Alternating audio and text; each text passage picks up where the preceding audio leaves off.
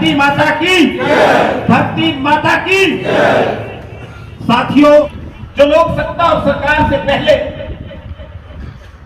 नंगे होकर कपड़े निकाल के प्रदर्शन करते थे कि स्वामीनाथन आयोग की रिपोर्ट किसान की आमदन दुगनी, लेकिन वो लोग जब सत्ता में आ जाते हैं और आ गए, वो आमदन दुगनी करना तो दूर, आपके खेत खलिहान को छीनने के लेवल तक पहुंच गए। वो फसलों की बिक्री की मंडी को बंद करने के लेवल तक पहुंच गए। आपको लड़ाई लड़नी पड़ी और आप जीत गए। बधाई का पत्र है इस देश का एक एक किसान, इस देश का एक एक मजदूर, कि आपने उस सरकार और सत्ता को झुकाया जो पूर्ण बहुमत के बाद दावा करती है कि हमने कोई कदम पीछे नहीं हटाया। आपने कदम पीछे भी हटवाया और अपनी बात भी मनवाई। साथियों, सत्ता और सरकारें पर्दे के पीछे किसके हाथ में होती है? ये भाई साहब कह रहे थे कि मैं वो स्टडी कर रहा हूं। पर्दे के पीछे का खेल जो पूंजीपतियों के पैसे से सरकार बनाते हैं और सरकार चलाते हैं, वो उन पूंजीपतियों के प्रति जवाबदेह होते हैं, उत्तरदायी होते हैं। ये भारतीय इनकलाब संघ मैंने बनाया, साथी इसके साथ जुड़े। अगर कोई इसको 10-20 लाख रुपया चंदा दे दे और मैं आपको पकौड़े समोसे खिलाकर इकट्ठा करता रहूं, तो मैं आपके प्रति जवाबदेह नहीं, उसके प्रति ज्यादा जवाबदेह होगा। ऐसे लोगों की सरकारें इस देश में पर्दे के पीछे से खेलती हैं और सरकार बनने के बाद वो कहते हैं कि अरबों खरबों रुपया खर्च किया, अब हमें क्या दोगे? वो कहता है क्या चाहिए कि सबसे बढ़िया व्यापार तो अनाज का है, ये मेरे हाथ में आ जाए तो बदले बदले। वो मंडी तोड़ने का सिस्टम शुरू कर दिया। अब बात जमीन की, शायद दुनिया के इतिहास में ऐसा कोई उदाहरण मिले कि पंचायती जमीनों का जो कानून है, ज्वाइंट पंजाब के समय का Punjab village common land act 1961, उसमें एक धारा है, एक सेक्शन है, उसमें लिखा है कि किस किस प्रकार की जमीनें पंचायती जमीनें होंगी। इस सरकार ने क्या किया कि उस सेक्शन 2 में एक लाइन और जोड़ दी कि जुमला मालकान जिन जमीनों के मलकियत के खाना में लिखा है, मुश्तरका मालकान जिन जमीनों के मलकियत के खाना में लिखा है, वो जमीनें भी पंचायत की होंगी। और इतना लिखने से हजारों लाखों एकड़ जमीन जो किसान के हक के नीचे थी, वो पंचायत की बन जाएगी। और कौन सी पंचायत की? जो 2 साल से हरियाणा में एग्जिस्टेंस में नहीं है, जिसका कोई अस्तित्व नहीं है। और उस पंचायत को कौन चला रहे हैं? सरकार के चुने अधिकारी, बीडीओ और सेक्रेटरी। वो किसके प्रति जवाबदेह है? सरकार के प्रति जवाबदेह हैं, आपके प्रति नहीं। ऐसे हालातों में जब ये मामला हमारे संज्ञान में आया, हमारी नॉलेज में आया, तो विचार किया कि लोगों को जागृत किया जाए, उनको बताया जाए कि फसल के बाद जमीन की लूट शुरू हो चुकी है। आज जुमला मालकान और मुश्तरका मालकान की जमीनें हैं। पंचायत और सरकार से अगर रिकॉर्ड उठा के देख ले, इन जमीनों का कोई लेना देना नहीं। किसानों की जमीनें हैं, इकट्ठी साझी छोड़ दी। मुश्तरका का मतलब और अर्थ क्या होता है कि साझी, जो जमीन साझी है वो सरकार की हो जाएगी। मलकियत के खाना में नाम नहीं आया, ये लिख दिया कि सभी जिम्मेदारों की साझी जमीन है। ऐसा विडंबनात्मक कानून और व्यवस्था शायद कहीं नजर आए। मैं धन्यवाद करूंगा भारतीय किसान यूनियन, जो शहीद भगत सिंह के नाम पर शहीद भगत सिंह किसान यूनियन है, उनके साथियों का कि टांग खींचने वाले 1000 मिलेंगे, लेकिन हाथ पकड़कर आगे ले जाने वाले कम। और ये साथी उनमें से हैं। जैसे हमने इस मामले में कदम बढ़ाया, सबसे पहला साथ, सहयोग, समर्थन और मजबूती इस खेती बचाओ जमीन बचाओ मुहिम को न केवल हमारे साथ मिलकर दी, बल्कि हमारे से 10 कदम आगे चल के ये काम कर रहे हैं।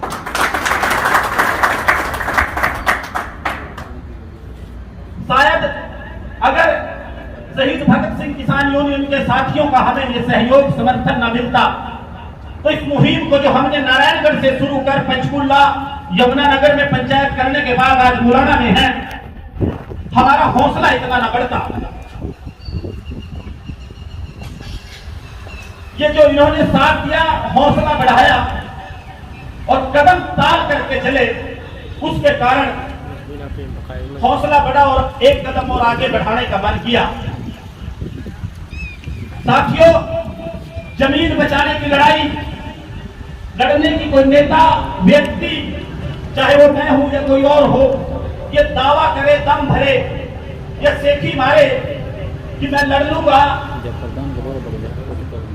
ये कोई लुकी छिपी बात नहीं, कोई हिडन फैक्ट नहीं कि अगर दिल्ली की सीमाओं पर आप लड़े और जीते तो वो संयुक्त किसान मोर्चा के कारण, और संयुक्त किसान मोर्चा जैसे मैंने बताया अभी कि आचार्य चाणक्य हर एक छोटे बड़े राजा के दरवाजे पे गया, दस्तक दी।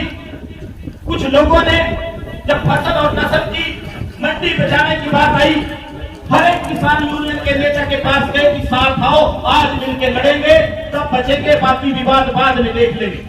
और 32 किसान यूनियन पंजाब के झंडे के नीचे आई।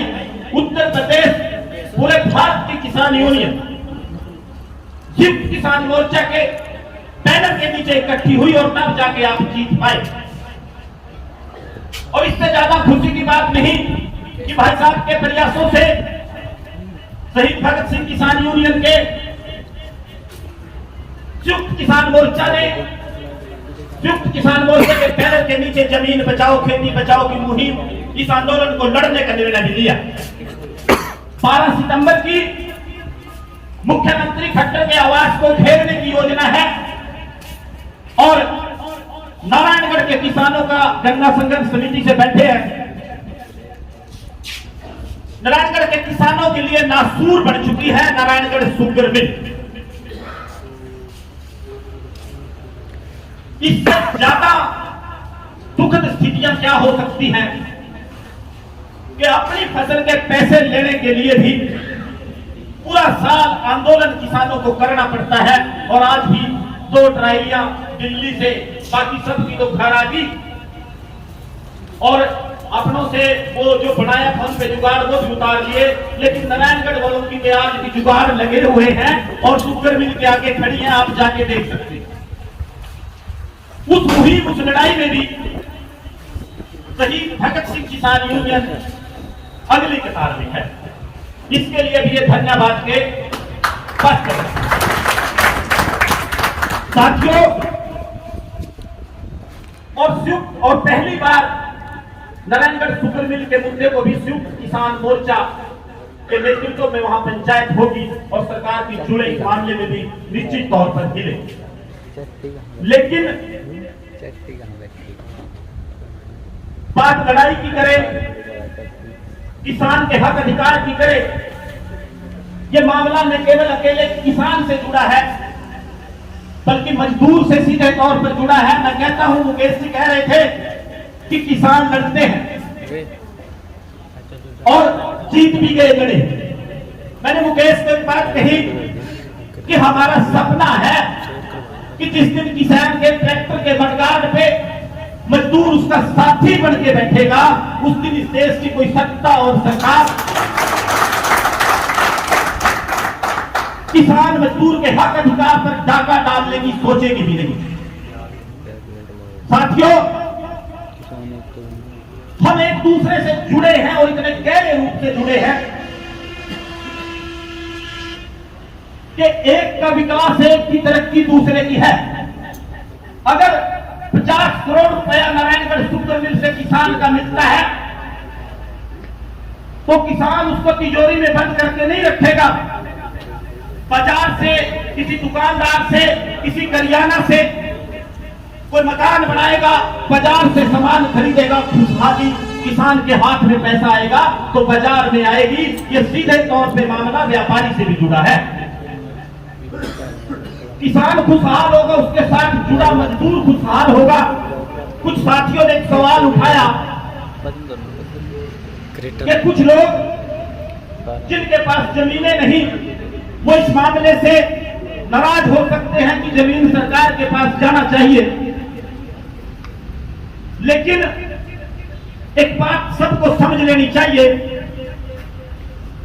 कि अगर जमीन किसान के पास है तो कुछ ना कुछ हक, कुछ ना कुछ फायदा उसका मजदूर को मिलता होगा कहीं ना कहीं।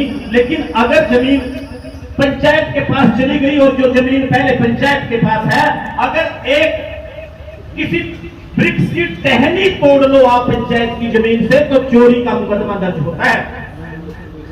ये भ्रम और भलावा छोड़ देना कि सरकार बयान दे दे कि जितनी ये जमीन ने लैंडलेस लोगों में बांटने के लिए दे दे, मुख्यमंत्री हरियाणा में हिम्मत हो। भाई ये तो पूंजीपतियों के पास जानी है। या बेहतर तरीके से समझ लेना,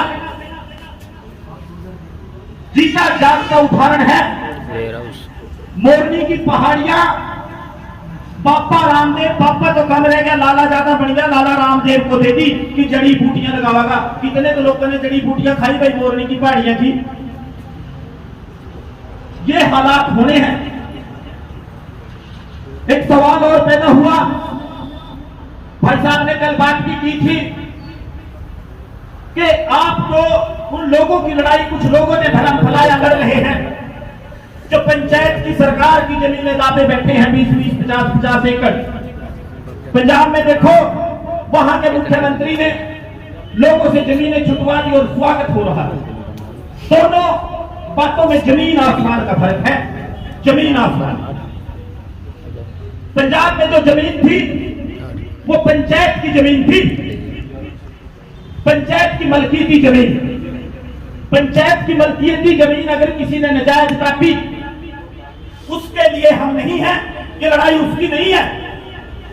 पंचायत की मलकियती जमीन अगर किसी रसूखदार ने गलत और नाजायज दबा रखी है वो सरकार को छुटवानी चाहिए। वो छुटवाने का दम नहीं है सरकार में। बात लंबी हो जाती है। आज गाय, गौ माता जिसको कहते हैं, उसके हालात क्या हैं, उसको बचाने की बात करते थे। हर एक गांव में गौचरान की जमीन है और हजारों एकड़ हरियाणा में है। सबसे अमीर पशु कोई है अगर तो वो गाय है। वो किसान के लिए समस्या, सड़क पे चलने वाले के लिए समस्या, और खुद के हालात। गौशालाएं यातना केंद्रों में तब्दील है। यातना केंद्र समझते हैं क्या है? जहां बंद करके टॉर्चर किया जाता है क्योंकि पूरा खाना, दवाई और सुरक्षा नहीं मिलती। लेकिन अगर सरकार में दम है, नीयत सच्ची है, गाय के सेवक खुद को मानते हैं तो एक कलम से काम चलता है। किसान की जमीन न छीन। मुख्यमंत्री हरियाणा एक ऑनलाइन ऑर्डर लिख के डीसी को कह दे कि 1 हफ्ते के अंदर गौचरान की जमीनों से कब्जे छुड़वा, और छुड़वा के गाय से या गौशाला से जोड़ दे। 5-4 गांव का क्लस्टर बनाओ, छोटी गौशालाएं बनाओ और उससे आसपास के गांव की जमीनें जोड़ दो। वहां जो फसल पैदा होगी, जो चारा पैदा होगा, वो गाय को दो। किसान भी बचेगा, गाय भी बचेगी। लेकिन बात नियत और नीति की है, सोच और समझ की है। जमीन तो किसान की छीननी है और वो पूंजीपतियों को देनी है। गाय से कोई लेना नहीं था, बस वोट लेनी थी, वो ले ली। एक नारा देते थे कि कटती गैया करे पुकार, बंद करो ये अत्याचार। अरे बेशर्म लोगों, जब सत्ता में आ गए कि अवैध छेड़खानी बंद करेंगे, भाई कोई बताएगा? एक गाय कटती है, एक लाइसेंस सरकार से लेके काट रहे, बिना लाइसेंस के काट रहे, तो कोई फर्क है? लाइसेंस वाले ने कट दिए, बिना लाइसेंस वाले ने कट दिए। कि अवैध बंद करेंगे, वैध तो चलेंगे जिनके पास लाइसेंस है। सरकार में आने के बाद ये प्यार बदल दिए। किसान और इस सरकार की एक और छोटी सी बात कि जिसकी बड़ाई करेंगे उसका सत्यानाश करेंगे। फौजियों को नाम दे दिया अग्निवीर। अब जैसा फौज के साथ किया वो कहने की जरूरत नहीं। पहली बार अस्थायी सैनिक होंगे इस देश में और उसके परिणाम क्या होंगे वो आप सब बेहतर समझ सकते हैं। वो आज का विषय नहीं है, फिर कभी बात करेंगे। शिक्षा और स्कूल पर डाका, शिक्षा और स्कूल पर डाका, 1 मिनट की बात बस। वो कैसे न केवल सरकारी अध्यापकों को प्रभावित करेगा, न केवल मजदूर को प्रभावित करेगा, बल्कि प्रभावित किसान को भी करेगा। आप किसान यूनियन के साथी बैठे हैं, किसान बैठे हैं। जब इस देश में दोहरी शिक्षा होगी, एक सनावर स्कूल में पूंजीपति का बेटा इंग्लिश माध्यम से पढ़ेगा और एक मजदूर का बेटा सरकारी स्कूल में पढ़ाई का राशन ज्यादा खा के आएगा, जिसमें व्यवस्था सरकार ने ऐसी कर दी कि पढ़ाई नाम की चीज नहीं। और जब उन दोनों का मुकाबला होगा, ये सरकार आपको क्या कहेगी कि भाई ईमानदार है, जो कंपटीशन में आगे आएगा उसको लगाएंगे। एक सनावर स्कूल का पढ़ा और एक सरकारी स्कूल का पढ़ा गरीब का बच्चा जब कंपटीशन में बराबर बैठेंगे तो वो मजदूर का बच्चा मुकाबला नहीं कर पाएगा। और जब एसडीएम डीसी बड़ा अफसर कोई उन स्कूलों का पढ़ा जिसने न खेत देखा, न खलिहान देखी, न टोल देखा, न नाका देखा, वो पढ़ के बैठेगा और आप ज्ञापन लेके जाओगे डीसी या एसडीएम के पास कि जी आलू खराब हो गया। आलू जमीन के नीचे लगता है या ऊपर लगता है, यहां बात नहीं रुकेगी, उसको किसान के कपड़े से बदबू आएगी। ये सारी व्यवस्था खत्म होने के कगार पर है। अगर स्कूल बचता है, एक समान शिक्षा प्रणाली लागू होती है, तो तब तो देश के संविधान में जो लिखा है समानता वो पूरी होती है। लेकिन हम जुड़े हैं, मैं ये कह रहा हूं, अगर किसान ने अपने हक की लड़ाई लड़ी तो मंडी में बैठे आढ़ती की लड़ाई उसने अपने आप लड़ी गई। किसान ने तो अपनी सरकारी खरीद बचाई, लेकिन बच अड़ती गया। अब यहाँ कितने आढ़ती हो गए, मुकेश तो है बेचारा, और भी कोई साथी हो गए जरूर, लेकिन भाई आढ़ती भी सुन ले, व्यापारी भी सुन ले, सबसे बड़ा तबका इस देश में किसान और मजदूर है। अगर उसके पास तो जून की रोटी नहीं होगी, वो बाजार नहीं आएगा, और वो बाजार नहीं आएगा, धंधा तेरा चौपट होगा। और चौपट कैसे होगा? ऑनलाइन के माध्यम से होगा। बैठे रहना बाजार में, हट्टी खोले, दुकान खोले। आज अगर आज बाजार का व्यापारी बाजार बंद करने पर किसान की कॉल पर मना करता है या उसकी मीटिंग या उसके मामले का विरोध करता है, तो बारी कल तेरी ऑनलाइन के माध्यम से आने वाली है। आगे अगर हट्टी वाला दुकानदार या मंडी का आढ़ती नहीं आ सकता, तो पीछे से मदद अगर बाजार बंद करने की किसान कॉल करता है तो बंद करके मदद तो कर सकता है। और एक बचेगा तो सभी बचेंगे। बचपन की एक छोटी सी कविता थी कि अकेले पेड़ों का तूफान, एक तूफान आया, एक पेड़ को घेर दिया, आसपास के पेड़ खड़े देखते रहे कि हम तो आराम से हैं, हमें कोई दिक्कत नहीं, ये तो पड़ोसी मिल गया। अगले दिन दूसरे की बारी आई, अगले दिन तीसरे की, एक एक करके सबका नंबर आएगा इस व्यवस्था और सरकार। साथियों, आप यहां महर्षि मार्कंडेश्वर की पावन पवित्र धरा पर इकट्ठे हुए, कीमती समय दिया, एक एक मिनट किसान का, मजदूर का कीमती होता है, दुकानदार का, व्यापारी का कीमती होता है। आपने अपना कीमती समय दिया और विशेषकर भाई मुकेश दूसरा एक बार मेरे पास आ जाएंगे, धन्यवाद। विशेषकर इसलिए कि मीटिंग साहसी किन्हीं कारणों से बहुत कम शॉर्ट टाइम में कैंसिल करने के बाद यहां रखी और भाई ने उसका इंतजाम किया, इनके पूरे साथियों ने और टीम ने। और ये एक तरह से महाभारत का भीष्म है। उन्होंने एक प्रतिज्ञा ली थी, शादी नहीं करूंगा, और इसने भाई ने प्रतिज्ञा दे रखी है कि मैं जूते नहीं पहनूंगा, कभी पांव में चप्पल नहीं पहनता, हमेशा नारायणगढ़ आए, अम्बाला आए, नंगे पांव। क्रांतिकारी इतना है कि किसी दूसरे की लड़ाई पीछे अपने ऊपर मुकदमे दर्ज करा लिए। हाँ, अन्ना आंदोलन का सिपाही है। अन्ना गहरी नींद में चाहे चला गया पर मुकेश नहीं गया। चलो खैर, उस बुजुर्ग से और लेना भी क्या, उसने व्यवस्था तो उखाड़ के फेंक दी थी। कई बार कांग्रेस के मित्रों के साथ बात होती है, वो कहते हैं मीडिया भाई तुम करो, तुम मीडिया का किराया खाना चाहते हो। अन्ना सो गए, तुम अन्ना का किराया खाना चाहते हो, बीजेपी वाली खाएगे भाई, फिर तुम अपना नहीं अपना आंदोलन करो। अगर तुम्हारे अंदर दम है या व्यवस्था बदलनी है तो तुम मेहनत करो। दूसरे से उस पे आरोप क्यों लगाते हो कि वो नहीं करता, तुम खुद करो। तो मुकेश तो आज भी डटा है लड़ाई में। धन्यवाद भाई, और धन्यवाद आप सब साथियों का। जय हिंद, जय किसान, जय भारत।